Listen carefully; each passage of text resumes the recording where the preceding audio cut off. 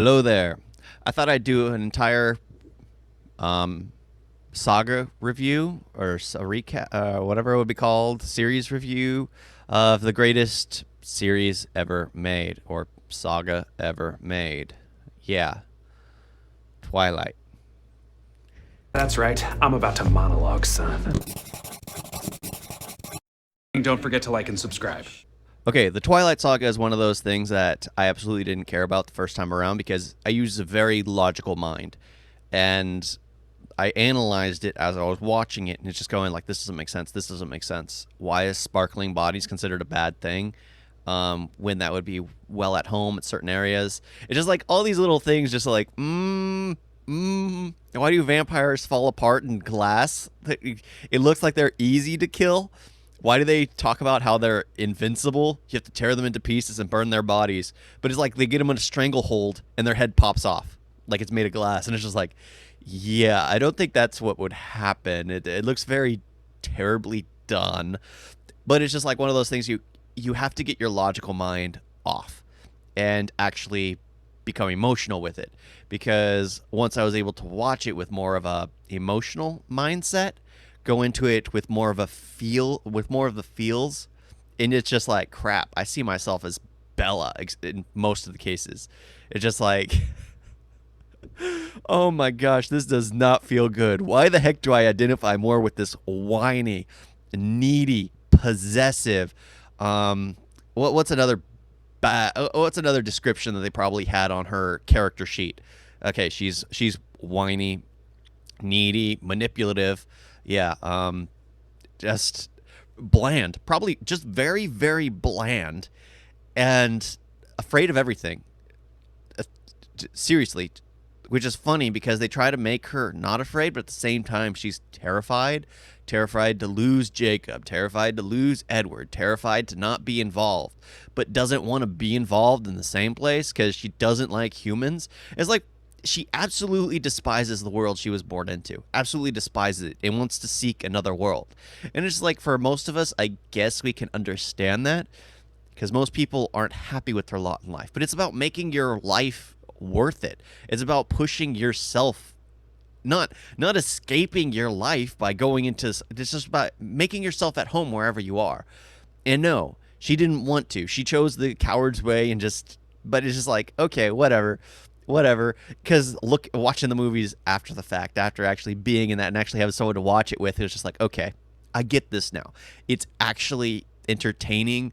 One was just cheesy, absolutely cheesy.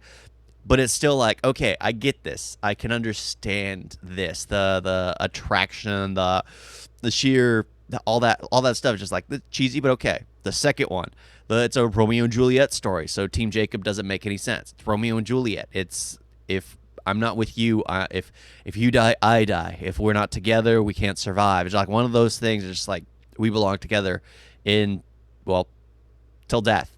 It's just like that's the only that they have to be together. Yeah, but it doesn't make sense because Edward runs away. It's just like the previous. That's the problem. Is like the previous movie, he talks about how you are my life, and the next movie he leaves. So it's like one of those things, a complete whiplash. But movies apparently tend to do that. You saw my John Wick review. Yeah, movies tend to do that. So you can't knock it. It's just like, okay, they're just trying to build the stakes. They're trying to bring Jacob in and have him do more. But oh my gosh, all these things just like pile onto each other. It's just like, oh my gosh, come on. But I love him.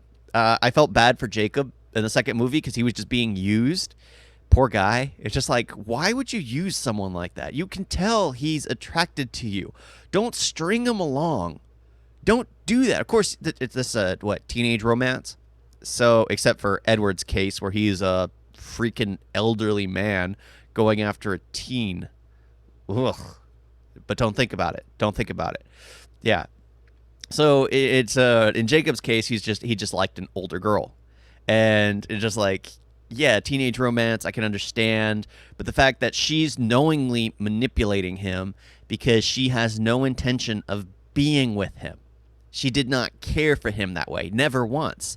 Never once. Everything was just like a selfish, I want you with me, but I don't care about your your your feelings. So it's just like, oh, poor Jacob. Poor Jacob. He's such a good guy. Then the third movie comes around, and then you absolutely despise Bella and think Edward and Jacob belong together. They're both loyal. They're both very, very attentive to the other one. They care deeply when apparently the one they cared for didn't care deeply enough. She apparently had enough love for two, which doesn't make any sense. It was the dumbest thing ever. It's like, oh my gosh, Edward, why are you with this tramp? Leave her. Go for Jacob. Jacob, why are you attracted to this tramp? Leave her. Go to Edward. You guys are perfect together. You guys, I'm all for that. Let's turn this around from this being a Bella Edward situation to a Jacob Edward situation. Let's do it. Let's do it. But no. The next movie they get married is just like. But I gotta say, the fourth movie was probably my favorite, just because Bella started acting like a real human being. She was willing to sacrifice her own life for her unborn child. She was willing to. Yeah, it's just like all these things piled up, and it's just like, okay, we went from her being needy, possessive, this terrible, manipulative wench, to being a real mother, a real caring mother who wanted her child more than anything, wanted her child to live. It was like, okay, I absolutely respect this right here. And the fact that it was the child killing her, there was no makeshift villain. There was no Volturi, which served no real purpose in the story, except to build the world out a bit more, which it is interesting. It would be cool to see the Volturi and their what they do, but they just literally had them as filler to have them jump from point A to point B. They introduced him because Edward wanted to commit suicide, and they refused to kill him because they wanted Edward and Alice. So it's just like all these little things that they introduced just to have a scene when Edward could have easily killed himself, I guess.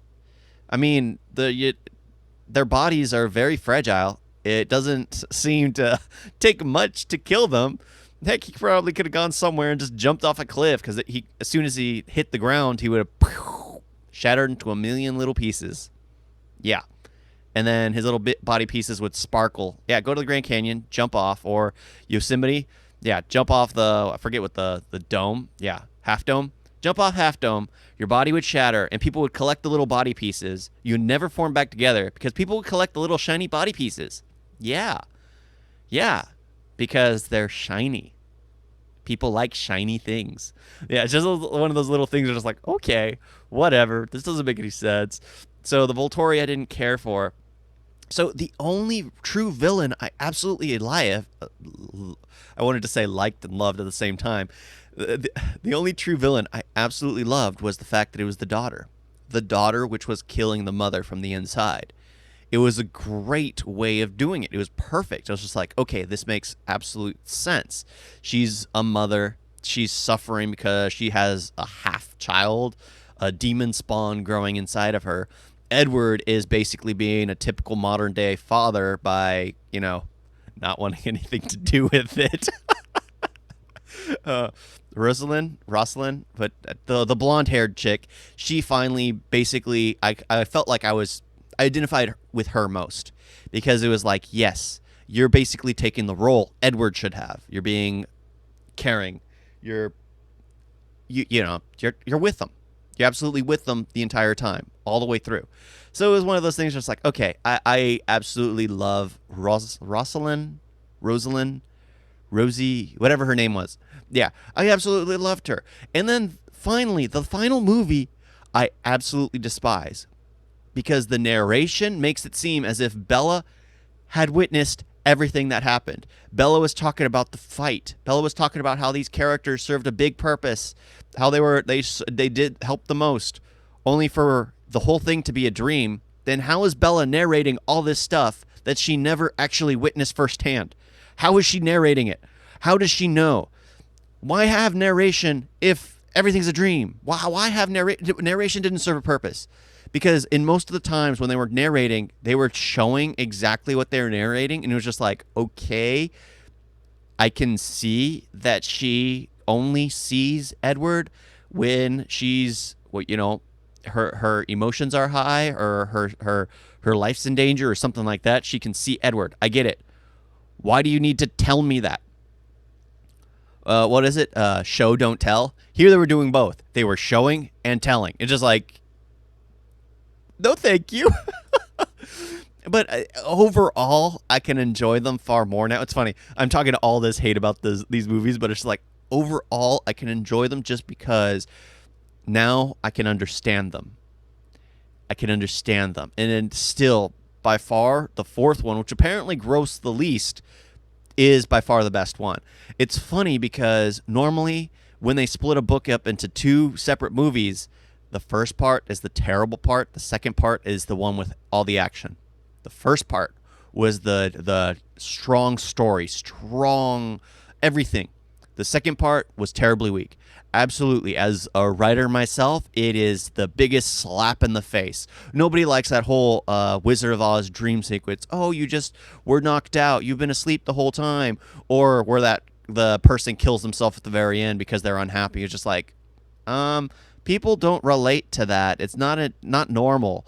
But yeah, it's one of those things just like, okay, whatever. Yeah, I've been ranting on for quite a while right now. Twilight Saga, it's enjoyable. The fourth movie is absolutely my favorite. I think the second one maybe would be my second most. The third one was absolute trash.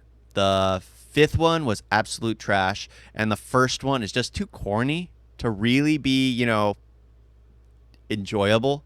So it's really just 4 and then 2. Yeah, but overall, I mean, the next time I watch it, because the first time I had watched these movies through, I'd apparently skipped Eclipse. I'd never seen it before, but you don't really need it to understand what's going on. But I'd never seen it before. And then, because he technically proposes at the end of 2. So you could literally skip Eclipse, and you could skip Eclipse, and it's still... No wonder I didn't notice. Because you skip Eclipse, he proposes, and then in New Dawn, Breaking Dawn, Part 1, they're getting married. Yeah. That's funny how I just realized that right now. Thank you all for watching. Yeah. Talk to you next time. Toodles.